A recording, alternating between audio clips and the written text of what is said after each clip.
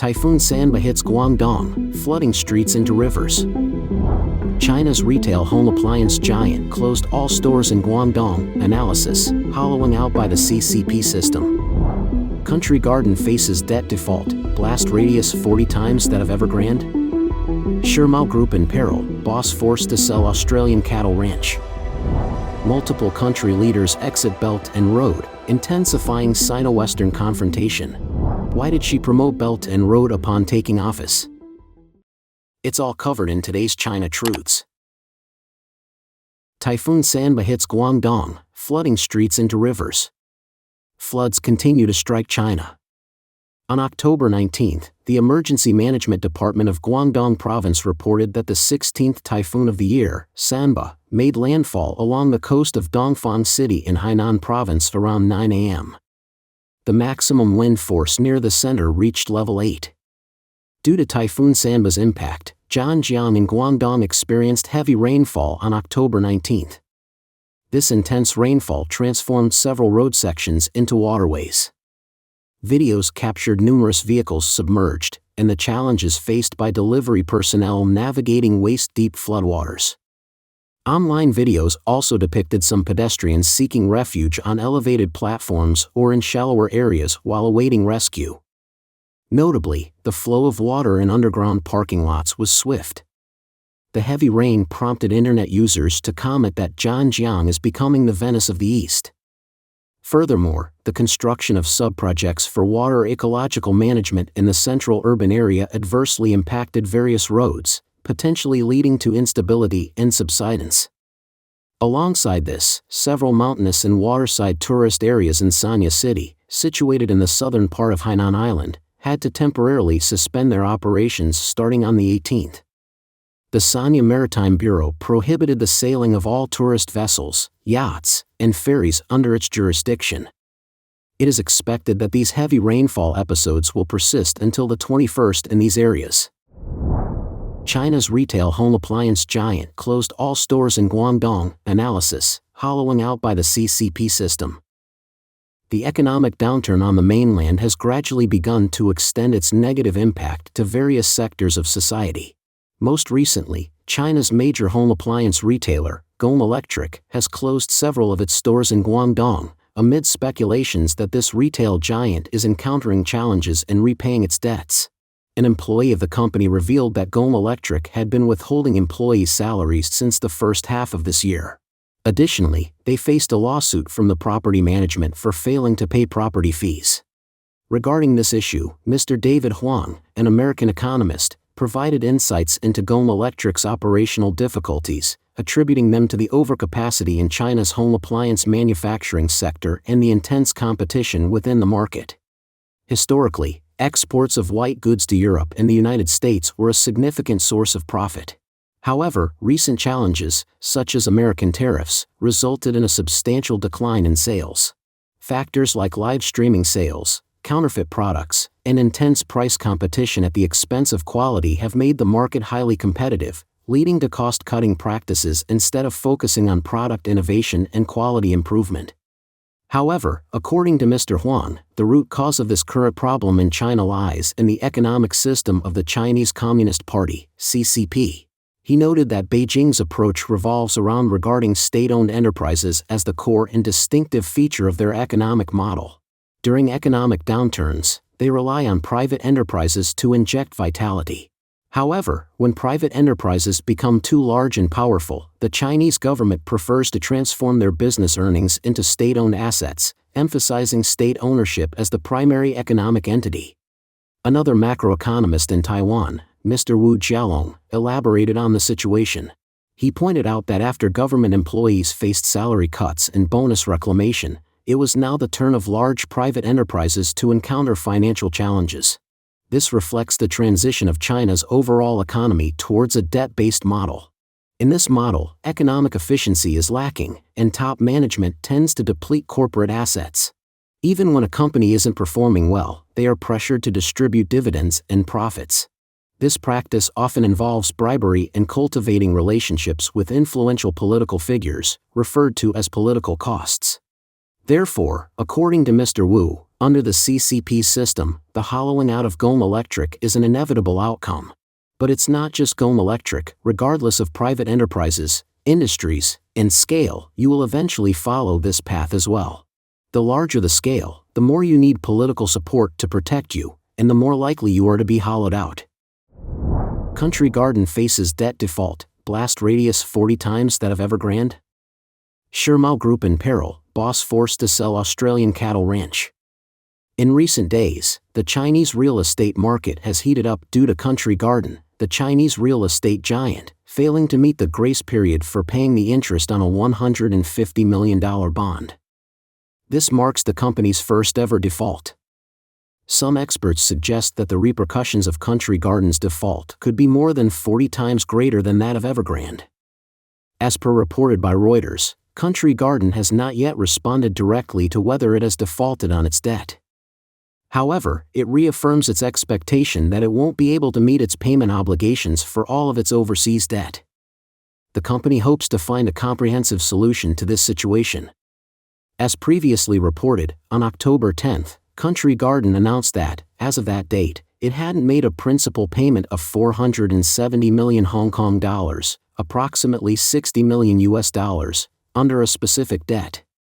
It also anticipated being unable to meet its payment obligations for all of its overseas debt, including its USD bonds. A U.S. fund manager holding Country Garden's USD bonds expressed their readiness to exit with losses, with the hope that Country Garden's debt restructuring process will be more efficient and less painful than that of other companies like China Evergrande. Renowned scholar and prominent self-media figure Wen Zhao has analyzed that if Country Garden were to sell its valuable assets to settle its debt, it would severely limit its future income-generating potential. Essentially, this would be a declaration of financial exhaustion to the world, leading to a significant immediate drop in stock prices. Creditors would become more assertive in seeking repayment and less willing to grant extensions on debt. If Country Garden attempts to secure new debt to pay off old obligations over the next couple of years, the ripple effects of Evergrande's default would deter lenders from offering loans to real estate companies. As for whether Country Garden can issue its bonds, the fact that it only issued 2 promissory notes in the first 5 months of this year, totaling 1.7 billion yuan, a fraction of its overall debt scale, makes it almost certain that it will default on its debt, considering Country Garden's cash flow situation. Wen Zhao has pointed out that while Country Garden's financial situation might seem better than that of Evergrande, its more significant issue is the heavy concentration of unsold properties, 4 times greater than Evergrande. Wen Zhao believes that a catastrophic event like a sudden collapse at Country Garden might not occur easily. However, when that day arrives, its impact could be over 14 times or even more than 40 times greater than Evergrande's. This isn't because Country Garden's explosive power is greater, but rather the entire society has become more fragile. He illustrated this with an example: when a person is choking on food, in the first minute, the number of brain cells dying due to oxygen deprivation doubles with each passing minute from the first to the fourth. However, by the 5th minute, the number of dead brain cells increases 10-fold or 20-fold, and if the situation isn't resolved in that minute, the person will die. This principle is also behind the common saying, "the last straw that breaks the camel's back."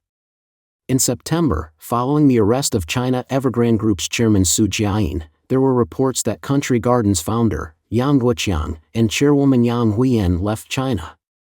Later, as we've reported, Yang Guoqiang has already sold one of his private jets, and another one is still on sale. Additionally, according to the paper, several internal sources from Country Garden confirmed that the Yang family, to which Yang Guoqiang belongs, recently provided Country Garden with a $300 million interest-free loan. Meanwhile, another Chinese real estate company, Shimao Group, is also burdened with a significant amount of debt in the midst of the cooling real estate market. Su Rongmao, the chairman of the group, is also liquidating his personal assets to settle these debts. According to Time Finance, on October 17, Su Rongmao listed his cattle ranch investment portfolio in Western Australia for sale, which is being offered for approximately 250 million Australian dollars, equivalent to around 157.72 million US dollars. Multiple country leaders exit Belt and Road, intensifying Sino-Western confrontation. The Third Belt and Road Initiative, BRI, summit concluded in Beijing on October 18.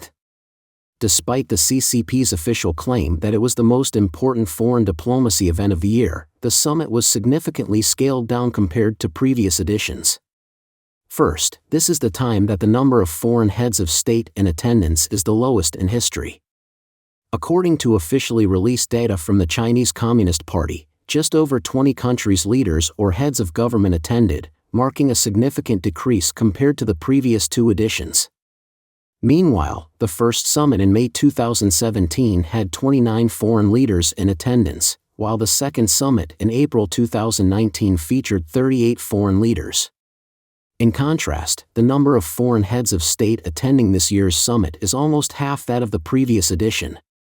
Second, developed countries like the United States and Europe were entirely absent. There were only 3 European leaders in attendance: Russian President Vladimir Putin, Serbian President Vučić, and Hungarian Prime Minister Orbán. Among them, only the Hungarian Prime Minister was from an EU member state. Prominent leaders from countries that had attended previous BRI summits, such as Switzerland, the Czech Republic, Greece, and Italy, did not participate this time. Even Belarusian President Alexander Lukashenko, who had attended the previous 2 summits and has close ties with both China and Russia, was notably absent. Third, Italy pours cold water early.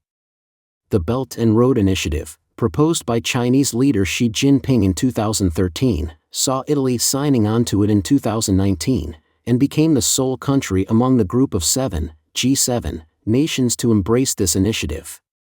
However, this year, Italy not only refrained from sending representatives but had also previously announced its consideration of exiting the CCP's Belt and Road Initiative by year-end. Furthermore, despite 7 years of negotiations, the Comprehensive Agreement on Investment between China and the European Union, which was finalized at the end of 2020, saw its approval process halted due to a vote by the European Parliament in May 2021. The ongoing cooling of China-Europe relations.